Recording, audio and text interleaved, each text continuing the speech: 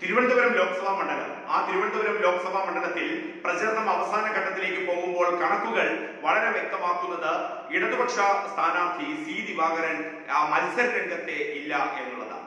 C Divakaran മത്സര രംഗത്ത് ഇല്ലാതാകുന്നതോടുകൂടി മത്സരം ശശി തരൂരും കുമ്മനം രാജശേഖരനും തമ്മിൽ ആകുന്നു. അവിടെ ഏറ്റവും പുതുതായി വരുന്ന കാര്യങ്ങൾ കരയോഗങ്ങളാണ്. NSSുമായി ബന്ധപ്പെട്ടാണ്. NSSന്റെ രഹസ്യ സർക്കുലർ അത് ശശി തരൂരിന് അനുകൂലമായി മണ്ഡലത്തിൽ മാറുന്നു എന്നുള്ള വിവരമാണ് ഇപ്പോൾ പുറത്തു വരുന്നത്. അപ്പൊ NSS ഏറ്റവും അവിടുത്തെ വിധി നിർണ്ണയിക്കുന്ന ഒരു ഫാക്ടറാണ്. ആ കണക്കുകളിലേക്കാണ് പെട്ടെന്നുണ്ടാകുന്ന ചില ട്വിസ്റ്റുകൾ വരുന്നത്.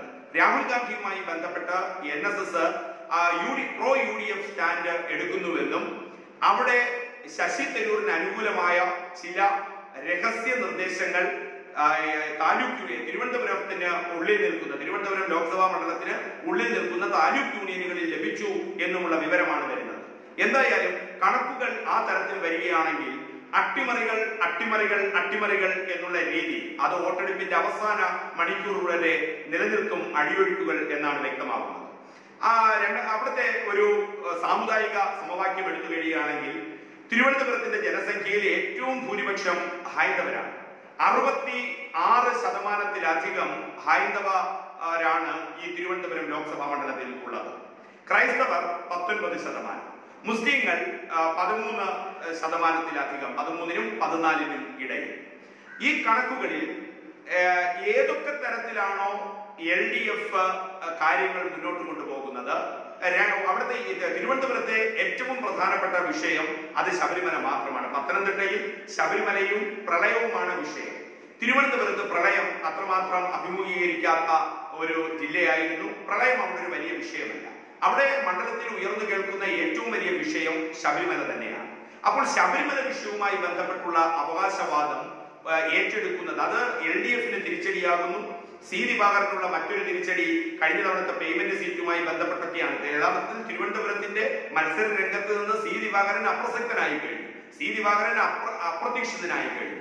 അപ്പോൾ പ്രധാനപ്പെട്ട മത്സരം കോൺഗ്രസും BJPയും തമ്മിലാകുമ്പോൾ, UDFും NDAയും തമ്മിലാകുമ്പോൾ, അത് ശശി തരൂരും കുമ്മനം രാജശേഖരനും തമ്മിലാകുമ്പോൾ, വിശ്വാസവും അവിശ്വാസവും തമ്മിലാകുമ്പോൾ, ശബരിമലയിലെ ആചാരവും അനുഷ്ഠാനത്തിന്റെയും സംരക്ഷണവും ശബരിമലയിലെ ആചാര അനുഷ്ഠാനങ്ങളുടെ ലംഘനവും ആകുമ്പോഴാണ് ഈ കണക്കുകൾ പ്രസക്തമാകുന്നത്. 66%-ലധികം വരുന്ന ഹൈന്ദവ വോട്ടുകൾ. പക്ഷെ വെറും ഒരു ഹൈന്ദവ ധ്രുവീകരണ മണ്ഡലമാകില്ല ഒരിക്കലും തിരുവനന്തപുരം. തിരുവനന്തപുരം എപ്പോഴും ഒരു എലൈറ്റ് അപ്പർ ക്ലാസ് വീക്ഷണം പുലർത്തുന്ന വോട്ടർമാരുടെ മണ്ഡലമാണ്. ആ തരത്തിലാണ് അതിന്റെ ഒരു അലയൊലികൾ 2014 തെരഞ്ഞെടുപ്പിൽ കണ്ടിരുന്നു. അത് വട്ടിയൂർക്കാവാകട്ടെ, തിരുവനന്തപുരം സെൻട്രൽ ആകട്ടെ, നേമമാകട്ടെ, അവിടെയൊക്കെ BJP 1ാം സ്ഥാനത്തെത്തിയിരുന്നു. വട്ടിയൂർക്കാവ്, തിരുവനന്തപുരം സെൻട്രൽ, നേമം, ഇവിടെയൊക്കെ BJP 1ാം സ്ഥാനത്ത് എത്തുമ്പോൾ തന്നെ പാറശാലയും നെയ്യാറ്റിൻകരയും കോവളവും BJP വളരെ പിന്നിലാവുകയും അവിടെ ഏറ്റവും മുൻതൂക്കം നേടിയത് അന്ന് ശശി തരൂരായിരുന്നു. അപ്പോൾ ഈ കണക്കുകൾ നിൽക്കുമ്പോൾ ഈ 66% വരുന്ന ഭൂരിപക്ഷ വോട്ടുകൾ എവിടേക്ക് ക്രോഡീകരിക്കും? ന്യൂനപക്ഷ വോട്ടുകൾ എവിടേക്ക് ക്രോഡീകരിക്കും? എങ്ങനെയായാലും ഈ ഭൂരിപക്ഷ വോട്ടുകൾ ഏറ്റവും കൂടുതൽ സമാഹരിക്കുന്നിടത്താണ് വിജയം സുനിശ്ചിതം. ആ ന്യൂനപക്ഷ വോട്ടുകൾ എത്ര ഒരിടത്തേക്ക് ക്രോഡീകരിച്ചാലും ആ സ്ഥാനാർത്ഥിക്ക് വിജയം വരിക്കാൻ സാധിക്കില്ല എന്നുള്ളിടത്താണ് സി ദിവാകരന്റെ പരാജയം, LDFന്റെ പരാജയം തിരുവനന്തപുരം ലോക്സഭാ മണ്ഡലത്തിൽ വോട്ടെടുപ്പിന് മുമ്പ് തന്നെ പ്രതിഫലിക്കുന്നതും അത് പ്രഖ്യാപിക്കപ്പെടുന്നതും. വോട്ടെടുപ്പിന് മുമ്പ് തന്നെ തിരുവനന്തപുരത്ത് പരാജയപ്പെട്ട സ്ഥാനാർത്ഥിയാണ് സി ദിവാകരൻ. എന്തുകൊണ്ടെന്നാൽ ന്യൂനപക്ഷ വോട്ടുകളാണ് LDFന്റെ തുറുപ്പു ചീട്ട് ഈ തിരുവനന്തപുരം ലോക്സഭാ മണ്ഡലത്തെ സംബന്ധിച്ചിടത്തോളം. അവിടെ മുസ്ലിങ്ങൾ, അവിടെ ക്രൈസ്തവർ 19%, മുസ്ലിങ്ങൾ 13%. ഈ 19%-ൽ N ബ്ലോക്ക് ഒരു 15% ക്രൈസ്തവരാണ് 2ാം സ്ഥാനത്തേക്ക്.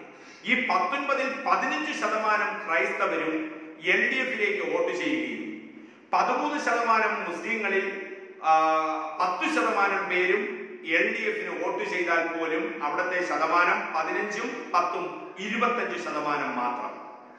ഈ 25% N block vote C Divakaran വന്നാലും സി ദിവാകരൻ അവിടെ ജയിക്കത്തില്ല, 3ാം സ്ഥാനത്തേക്ക് മാത്രം പിന്തള്ളപ്പെട്ടു. സി ദിവാകരന് മത്സര രംഗത്തേക്ക് വരണമെങ്കിൽ ഈ 15-10 25% പോയി മറ്റൊരു 25% കൂടി ഭൂരിപക്ഷ സമുദായത്തിൽ നിന്ന് കണ്ടെത്തേണ്ടതുണ്ട്. അതായത് 66%ത്തിന്റെ 25% സി ദിവാകരനിലേക്ക് വരണം മത്സര രംഗത്ത് വരികയും വിജയിക്കണമെങ്കിൽ. അത് തിരുവനന്തപുരത്തെ സംബന്ധിച്ചിടത്തോളം 2014 ലോക്സഭാ തെരഞ്ഞെടുപ്പ് കണക്കാക്കിയാലും അതിനുശേഷം 2015 നടന്ന തദ്ദേശ സ്വയംഭരണ തെരഞ്ഞെടുപ്പ് കണക്കാക്കിയാലും 2016 അസംബ്ലി തെരഞ്ഞെടുപ്പ് കണക്കാക്കിയാലും തിരുവനന്തപുരത്തെ സംബന്ധിച്ചിടത്തോളം അസാധ്യമാണ് 66-ൽ നിന്ന് 25% വോട്ട് എൻ ബ്ലോക്കായി ഇദ്ദേഹത്തിലേക്ക് സി ദിവാകരനിലേക്ക് ഇടതുപക്ഷത്തിലേക്ക് വരാൻ. അപ്പോൾ ന്യൂനപക്ഷ വോട്ടുകൾ എൻ ബ്ലോക്കായി വന്നോട്ടെ. 13% മുസ്ലിങ്ങളിൽ 15% സി ദിവാകരനിലേക്ക് എൻ ബ്ലോക്ക് വോട്ട് അങ്ങോട്ട് പോകുന്നു. 19% ക്രൈസ്തവരിൽ എൻ ബ്ലോക്ക് 15% സി ദിവാകരനിലേക്ക് പോകുന്നു. എന്നാലും 25% ആകുന്നേ ഉള്ളൂ. മറ്റൊരു 25% ഭൂരിപക്ഷ സമുദായത്തിൽ നിന്ന് സി ദിവാകരന് കണ്ടുകിട്ടുമോ? പ്രത്യേകിച്ചും പ്രചാരണ വിഷയം ശബരിമലയാകുമ്പോൾ. ഇതാണ് തെരഞ്ഞെടുപ്പ് വോട്ടെടുപ്പിന് മുമ്പ് തന്നെ സി ദിവാകരൻ പരാജയപ്പെടുന്നു എന്ന് പറയാനുള്ള കണക്കുകൾ.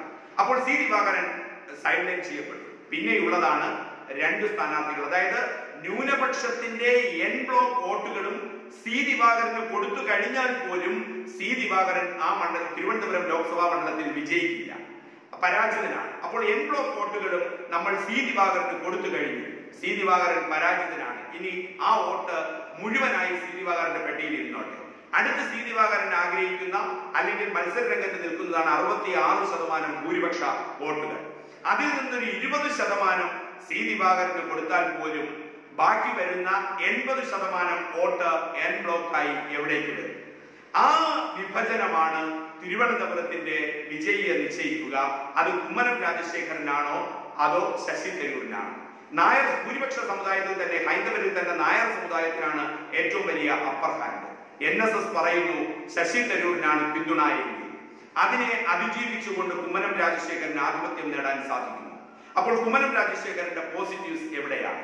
അപ്പോൾ ഈ 66% വോട്ടിൽ ഒരു 20% LDFന്റെ വോട്ട് ഷെയർ അത്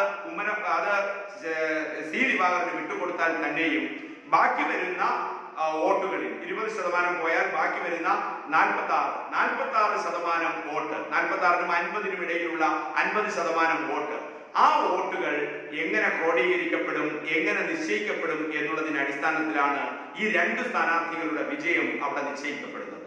അപ്പോൾ അത് കുമ്മനമായിരിക്കുമോ ശശി തരൂരായിരിക്കുമോ എന്നുള്ളത് അടിയൊഴുക്കുകളുടെ അടിസ്ഥാനത്തിലായിരിക്കും ഫിക്സ് ചെയ്യപ്പെടുക. അവിടെ NSSന് നിർണായകമായ റോളുണ്ട്. NSSന്റെ രഹസ്യ നിർദ്ദേശം ശശി തരൂരിന് അനുകൂലമാകുകയും മാറുന്നുവെങ്കിൽ അവിടെ ശശി തരൂർ നാമമാത്രമായ വോട്ടുകൾക്ക് വിജയിക്കും. അതല്ല, NSSന്റെ പൂർണ്ണ പിന്തുണ കുമ്മനം രാജശേഖരനാണെങ്കിൽ കുമ്മനം രാജശേഖരൻ അവിടെ വിജയിക്കും. NSS കുമ്മനം രാജശേഖരനോടും നരേന്ദ്രമോദിയോടും രാഹുൽ ഗാന്ധി കേരളത്തിൽ മത്സരിക്കാൻ എത്തിയതിനു ശേഷം അനുഭാവമായ നിലപാടല്ല. അവർ നരേന്ദ്രമോദിയോടും കുമ്മനം രാജശേഖരനോടും ചോദിച്ച 3 പ്രധാനപ്പെട്ട ചോദ്യങ്ങളുണ്ട് ശബരിമലയുമായി ബന്ധപ്പെട്ട്. നിങ്ങൾ ആചാര സംരക്ഷണത്തെ കുറിച്ച് പറയുകയാണ് എങ്കിൽ എന്തുകൊണ്ട് നരേന്ദ്രമോദി കേന്ദ്രത്തിൽ അധികാരത്തിലിരിക്കുമ്പോൾ ശബരിമലയിൽ വിശ്വാസികൾക്കൊപ്പം ചേർന്നുകൊണ്ട് ജല്ലിക്കെട്ട് മാതൃകയിൽ ഒരു ഓർഡിനൻസ് കൊണ്ടുവന്ന് ശബരിമലയിലെ വിശ്വാസത്തെ സംരക്ഷിച്ചില്ല? അധികാരത്തിൽ ഇരുന്നപ്പോൾ ചെയ്യാത്ത കാര്യം ഇനി കുമ്മനം രാജശേഖരൻ വിജയിച്ചു കഴിഞ്ഞാൽ നിങ്ങൾ ചെയ്യുമെന്ന് പറഞ്ഞാൽ എങ്ങനെ ഞങ്ങൾ വിശ്വസിക്കണം? ഈ 2 ചോദ്യങ്ങൾ മണ്ഡലത്തിൽ അവിടെ അലയൊലികൾ സൃഷ്ടിക്കുന്നുണ്ട്, മണ്ഡലത്തിൽ തീവ്ര പ്രചാരണത്തിൽ എത്തുന്നുണ്ട്. ഈ ചോദ്യങ്ങളുടെ ഉത്തരം കൂടിയാകും വോട്ടെടുപ്പ് ദിവസത്തെ അടിയൊഴുക്കുകൾ നിശ്ചയിക്കുന്നതും വിധിയെഴുതുന്നതും.